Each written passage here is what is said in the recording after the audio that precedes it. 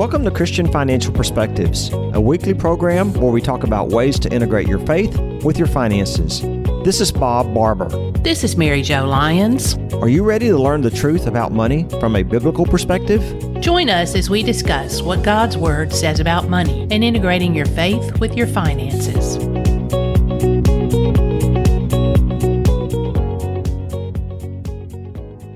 If it's your first time listening, welcome to the program. And if you're a returning listener, welcome back. Today we're going to start with two scriptures from Proverbs. Proverbs 2:11. Discretion will protect you, and understanding will guard you. Proverbs 3:13. Blessed are those who find wisdom, those who gain understanding.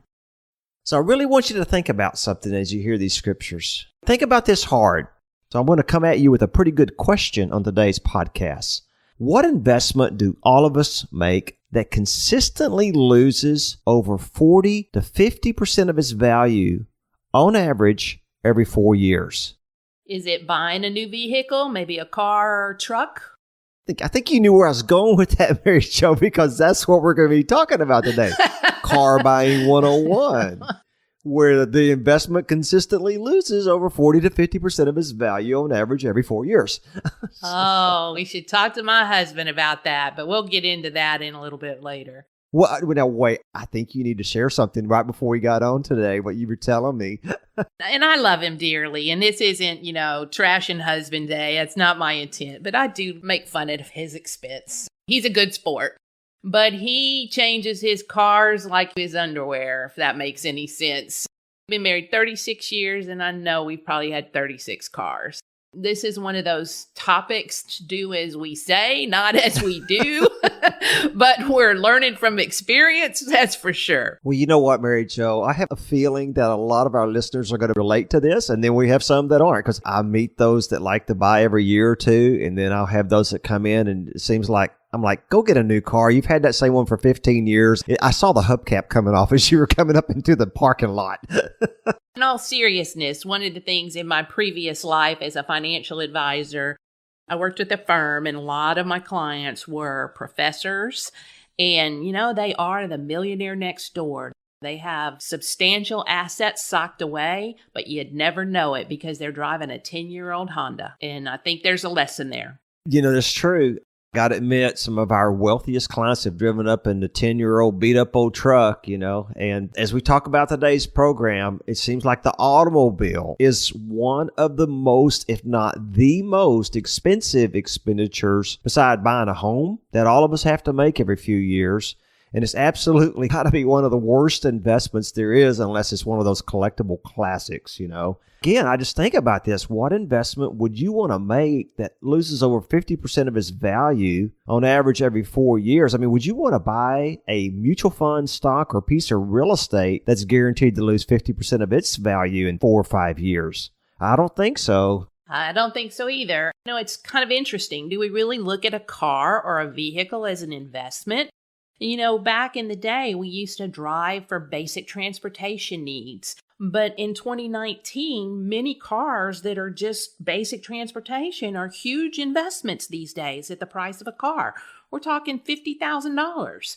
Yesterday when we were talking about this, you remember I went online on AutoTrader and pulled up some of those nice trucks like the Lariat Ford or, the F-350 King Ranch Edition, $75,000, $80,000? As this old country boy would say, that's not chicken feed, is it? No, not at all. But, we do all need safe and reliable transportation. That's a given, and that's important. Yeah. And we want to make sure we're safe and our loved ones are safe. We never want to underestimate that. But buying cars and trucks too often from a financial perspective can add up to hundreds of thousands of dollars in losses over time and possibly leave a giant hole in your future financial plan. So we want to look at that. And I think we can all agree buying a car, it's not a good investment. It's really a bad investment, right? It's kind of a sunk cost, if you will. It really is. So we have to be careful about how much we're putting into a vehicle, which we're going to talk about later, but I just like to mention it right now that, you think about if you're making a $500 payment on a vehicle and you're not putting anything into your 401k, is that very wise? I mean, wouldn't it be better to get a cheaper vehicle that you're making $250 a month payment and put $250 away for your future? And I know we're going to get into that later in the program, but that's really where we're going to be coming from today. Once we decide and we make this investment, we want it to survive and last for a good number of years, so we don't have to continually make this investment. We're going to cover some tips and some wisdom on car buying. Hopefully we can minimize that negative impact that car buying has on our pocketbook. So in today's podcast, what we really want to do is emphasize wisdom. Utilize and use wisdom when it comes to buying a car. Bob, I think our listeners may be wondering what two financial advisors know about buying cars. As I shared earlier, we bought plenty of them, so I know a thing or two. So that's what we're going to share, and I think that's appropriate for today's conversation. Don't you, Bob? I do, and I know that you asked me to share my story about a car buying experience. And I shared it. Do you think it's still a good idea to share that story? I do. Okay, all right. Okay, I'm going to give away my age now. I'm 57. Okay, but when I was about 21, 22 years old, I love cars like Mike does, by the way. Okay.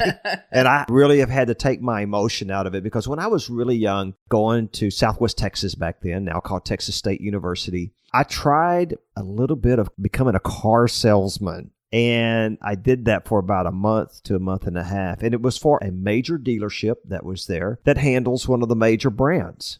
Mary Jo, I was just amazed at this particular dealership. I'm not saying all dealerships are like this by any means. I believe there's a lot of respectable dealerships.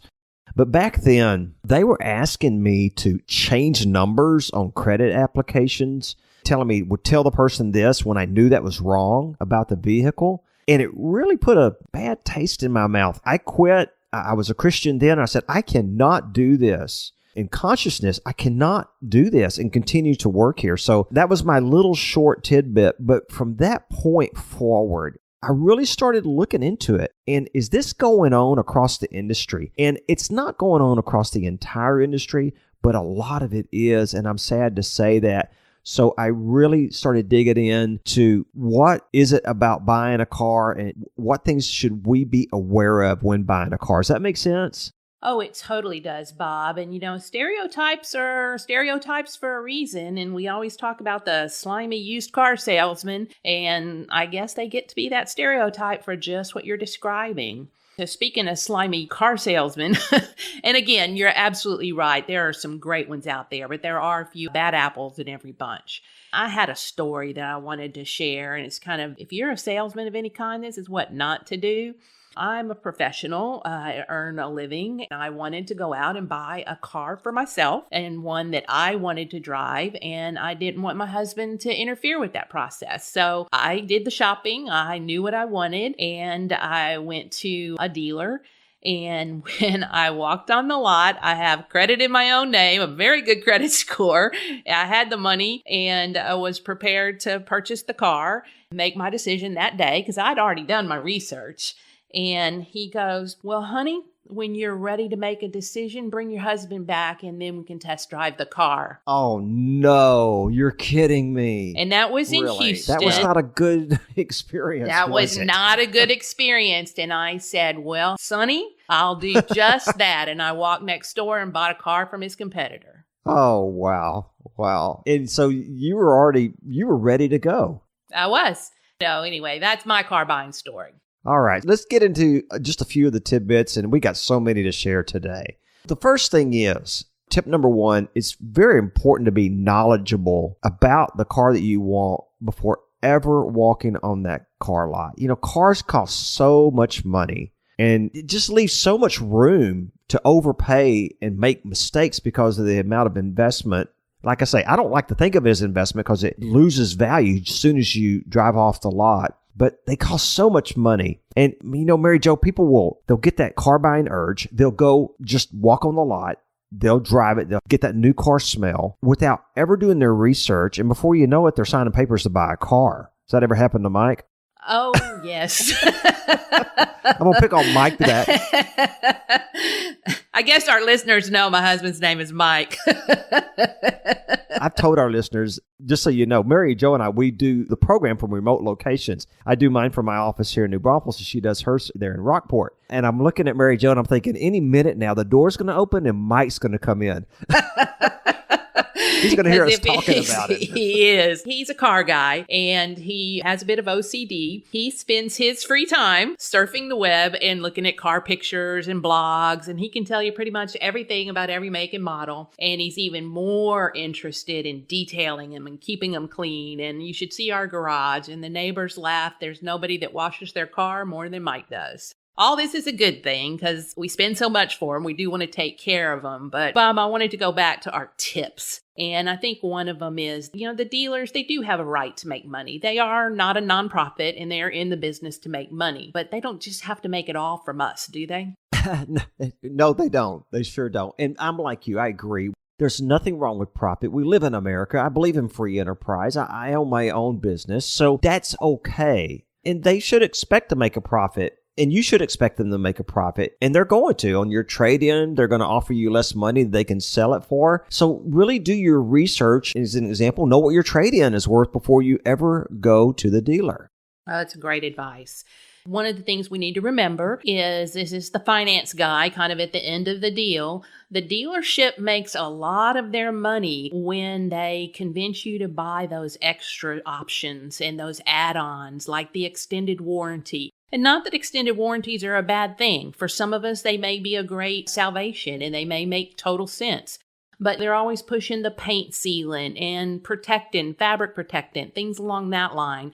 We don't always need those things. And they sound like they're inexpensive because they're spreading them over your payments in the life of the car. But they're really just profit makers for the dealer.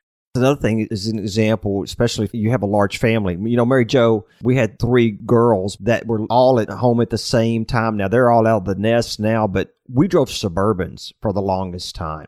And those were expensive vehicles to buy. And you go in and you want to buy a Suburban today or that type of vehicle, you can easily pay $50,000. It may be even $70,000 for that new vehicle. But they will sometimes convince you can afford this vehicle because we're going to extend those payments. You get in the finance department and they can extend it 5. I've heard even 6 years now. Yeah, now they're going 6 years. It's crazy. Realize that the longer you finance the car for, the more you're actually paying for it. Now, I have had people come back and say, yeah, but what about the 0% interest rate? Well, if you will buy that car 6 months old to a year old, even if you were to pay 3% or 5% to a credit union, you're going to come out better than the 0% interest rate for the new car. I've already taken the depreciation hit. That's right. And you mentioned that earlier, and that is so true. One of the things we want to keep top of mind is cars depreciate immediately after you purchase them. And then they continually depreciate every day of every month, month after month after month, until they are eventually worthless. Cars, they're like a money pit. Because whether we buy a new one or a used one, things wear out and eventually they have to be replaced. I just had to replace the battery on mine, and that's the second time now, and it's 3 years old. Wow. I just noticed yesterday, and I look in the floor of the garage, and I'm going, oh no, what is that? And I'm seeing something red dripping out. Oh, that's not good. And it's the coolant. Mm-hmm. It's the coolant. So I put some more coolant in there. So I'm going to be going to the mechanic. Did you have that smell when you walked in the garage? Coolant that's leaking has a very distinct smell. No, I didn't. But I was just real fortunate that I was cleaning out my garage and I pulled the car out and I saw this red spot. I wasn't sure. Then I opened up the hood and I saw that. But you know what? A lot of people might think, well, it's time to get a new car because my vehicle does have close to 70,000 miles on it. But you know what? It's going to be a lot cheaper to fix that than go buy a new one. So very true. Another tip is when you're buying a car, you're taking money from an appreciating asset, or you're making monthly payments that could be appreciating and compounding instead of depreciating.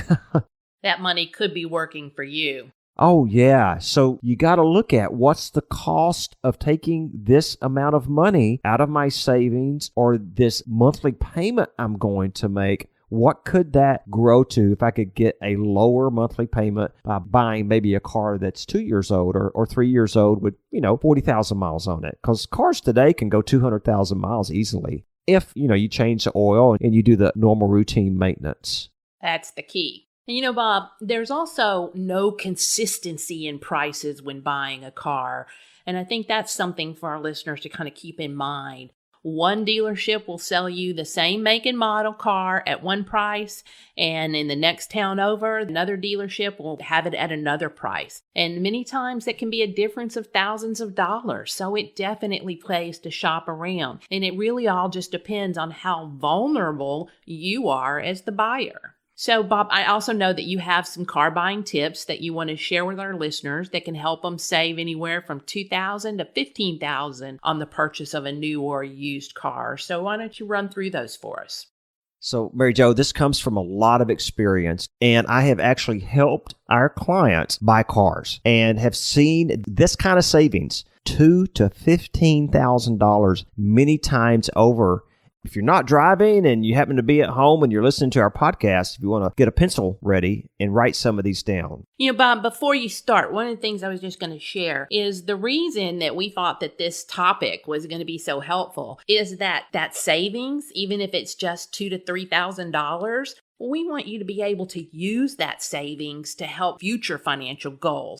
If we can help our listeners save everywhere, that's money they can put to other goals. And that's our objective. That's right. They could put that money to their own pocket instead of the dealership's pocket and to grow for their family, maybe for a college education or for retirement. So the first thing that you want to do is decide on that car, decide on your budget and what you can afford. Either that's going to be cash or a monthly payment. If you can pay cash, that's better, because I don't want to emphasize that anyone go get in consumer debt, and a car is like consumer debt. So decide that before ever setting foot on a dealership. Next, once you think about what kind of car you want to get, go to a few dealerships and test drive some of the cars you think you'd like to have. But do not, and I mean do not, buy that vehicle that you really like, and your emotions can get caught into that, for at least 3 to 5 weeks until you've done this. Okay?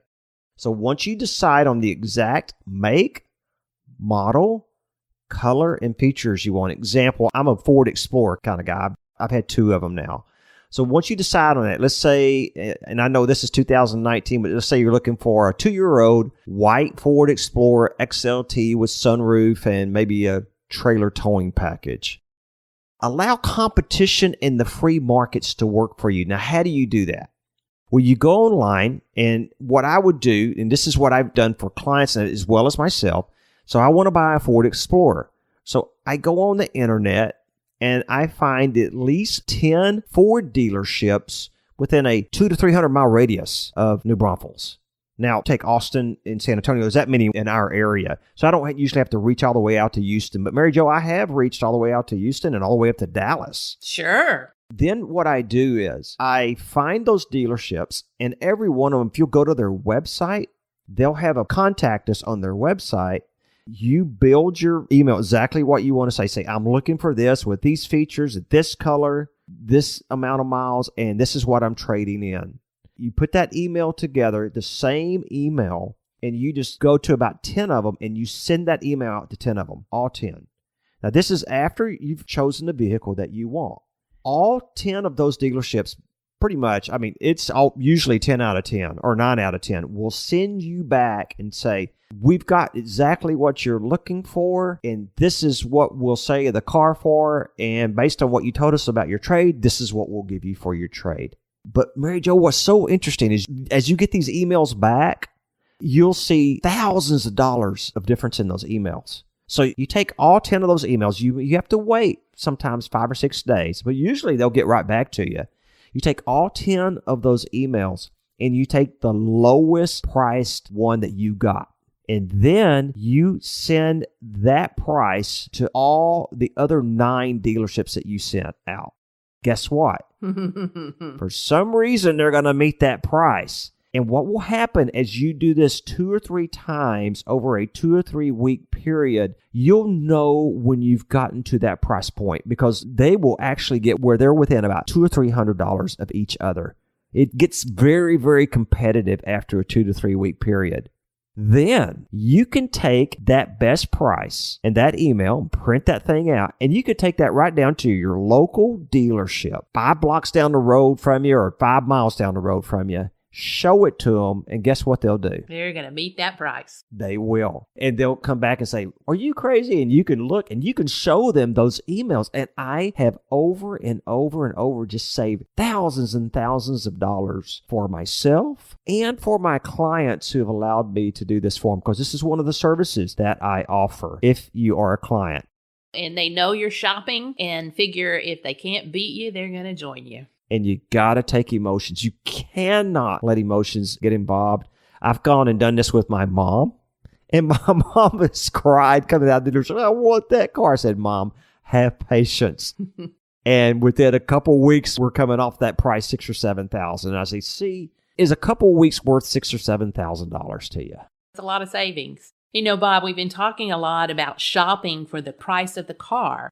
But if you're financing, you also want to be shopping around for the best interest rate. Sometimes the dealer has the lowest rate, but sometimes they don't. So don't just think about your payment. You should only purchase what you can actually afford, but you also have to think about the rate that you're paying. A car salesman, they're going to stretch that car payment out so that it's affordable, and you kind of like, wow, I can afford that. But you're talking about a 6-year loan a lot of times. And about 6 years, you're going to need to be replacing that car. So it's kind of putting you into this cycle of perpetual car payments when you stretch it out that long. The cost of the overall car, the biggest component of that is the interest rate on the loan. So you need to shop for that and be armed with that information before you walk on the lot. One of the things that we've been fortunate enough to do is that 0% interest rate and take advantage of that. But we know we've got the money in the bank to pay it off. It's taken us a long time to get to the ability to do that. Mary Jo, one of the things I like to do is shop online for a car and look at the different credit unions. Many times my own local credit union gives me a really good rate, and that does arm you very well when you go into the dealership. I definitely think that they are a great resource for cars, especially. Kind of their niche, if you will. And we want to also talk about don't add those small unnecessary extras at the end of your purchase, because they can certainly add up. When you're about to purchase a car, you'll be encouraged to buy any of these small options that you don't need. Tire replacement, paint protection, extended warranty. So be very thoughtful about that and don't get sold. Just be very cautious. And be careful that you're not just thinking about the little extra bit of monthly cost, because that can add up. Well, it's only $1 extra a month or $5 or $10 extra a month. I wouldn't worry about the $1 extra a month, because that'll only be $50 or $60. But what if it was $10? But over 60 payments. That's $600 plus interest. That's right. Yeah, because that finance manager's goal is to offer you these in a way that's going to really make it seem affordable. They may seem inexpensive now, but they'll add up over time. And keep in mind that they are incentivized to sell those to you. The manufacturers of the paint sealant, they're paying them back a spiff or an incentive, a commission, if you will, to sell that to you. One of the things that when you're buying a vehicle, do not tell them if you're financing or paying with cash. Oh, that's a good point. Because many times they may come in lower on the price if they think you're going to finance it. And it's not that I'm trying to deceive anybody. I'm just saying, don't disclose everything up front. That's true. It's a negotiating ploy that they come back with all the time. We talked earlier about making sure you know how much your trade-in is worth. And if you have a trade-in, make sure you've done your research about the price of the new car, the price of the financing, but also about the price of your trade-in. Kelley Blue Book, it's a great resource for doing this. While you may not get the exact amount that Kelley Blue Book claims you'll get, it's a good estimate of what you can expect from the dealer.